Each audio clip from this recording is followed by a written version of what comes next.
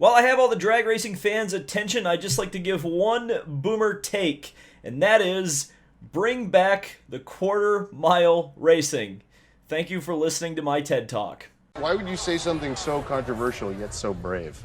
But first, a couple of other quick nuggets of racing news. Sage Karam and Dreyer and Reinbold Racing are returning to IndyCar next weekend for the Harvest Grand Prix at Indianapolis with a brand new sponsor, Oil to Soil. It's unclear as of right now whether Karam and Dreyer and Reinbold will make the trip and return to St. Petersburg, a race that they were previously entered in earlier this year when it was postponed due to the pandemic. Speaking of the pandemic, after some positive beer bug tests post-Le Mans, the Porsche factory has pulled their teams from both the Nurburgring 24 Hours and the IMSA race at Mid-Ohio, and that last part particularly stings, as we were already well aware at this point that this is the final season for the Core Autosport Run Porsche factory team in the GTLM category, so this is one less race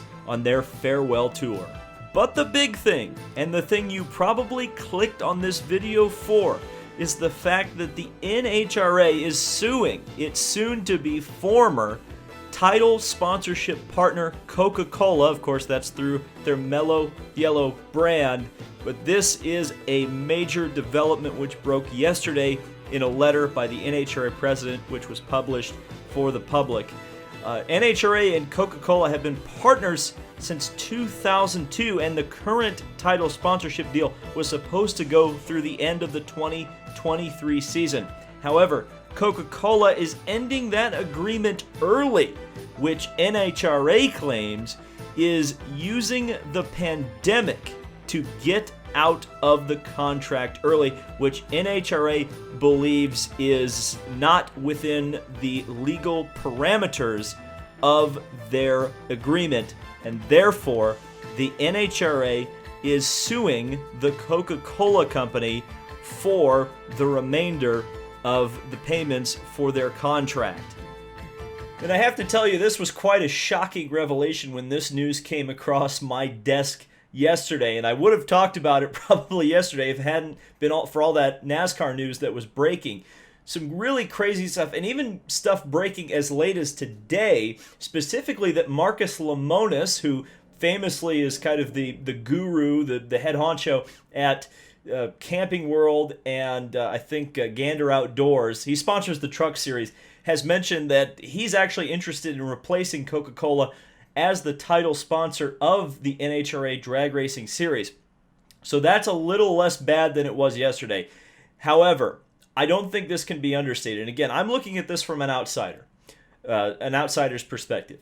I followed drag racing quite a bit in the mid-2000s, but I'll be totally honest. I already said it at the beginning of the video. As soon as they went to 1,000 foot, my interest, and it's so weird to say that because I sound like such a boomer, but I was a teenager when that happened. But when they went to 1,000 foot, my interest really fell off quite a bit about drag racing. And what's so weird about it is, like, recently I've been watching a lot of the Diamond P Sports and NBC Sports and ESPN broadcasts from the 80s and the 90s, and they are so watchable. Drag racing was so entertaining.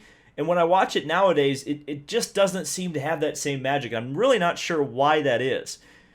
And I think in a lot of ways, and I've seen the comments because I've just kind of been reading up about it, obviously, the last couple of days because this news is broken.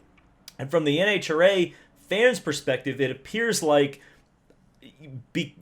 that's also the insiders' kind of feeling on the state of drag racing right now. It just doesn't seem to quite have the proper momentum for whatever reason. It's very strange why that is.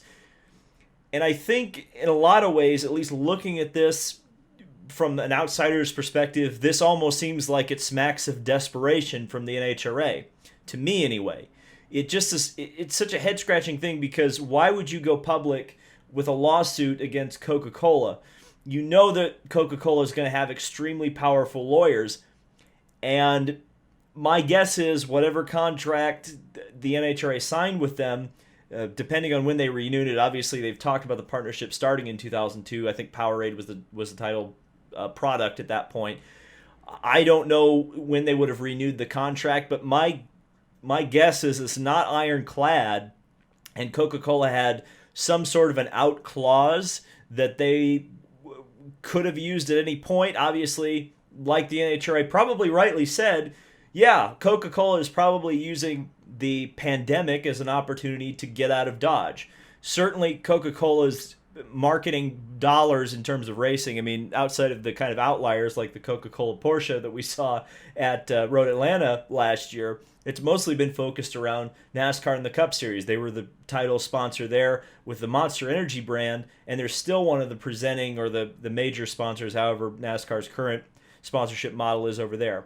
And it just seemed like they were involved in obligations at NHRA, and the NHRA has canceled a bunch of events this year. In fact, they canceled so many events and made it, I guess you could say, let me put it this way. If John Force isn't showing up to events, he's not showing up the whole rest of the year in the NHRA. And part of that is probably due to his age, but the rest of the team not showing up, you start to wonder if there's some cracks in the ceiling here, and when is the whole thing going to come down? Now, do I think the NHRA as an organization is going to go away? Probably not. But again, looking at it as an outsider, from an outsider perspective, someone who has has access to YouTube, can look at what happened in the past and remembers when drag racing was really exciting and something that I made a point to watch. What is going to happen to the pro categories? Is this it? Could this be the final nail in the coffin, especially if the NHRA loses this legal battle with Coca-Cola? What if they have to pay out to Coca-Cola, for defamation or something? So that's something that's, I think, should be very concerning to drag racing fans. Who knows what's going to happen here, how this is going to play out. Are they going to go the way of the IHRA? I don't know.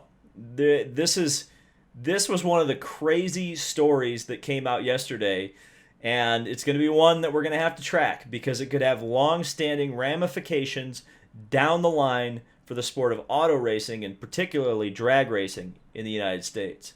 So thank you guys so much for watching this. Let me know your thoughts down in the comments section below. Is drag racing really any worse than it was in the 80s or 90s, or is Steve Evans literally the reason that drag racing was so exciting back in the day?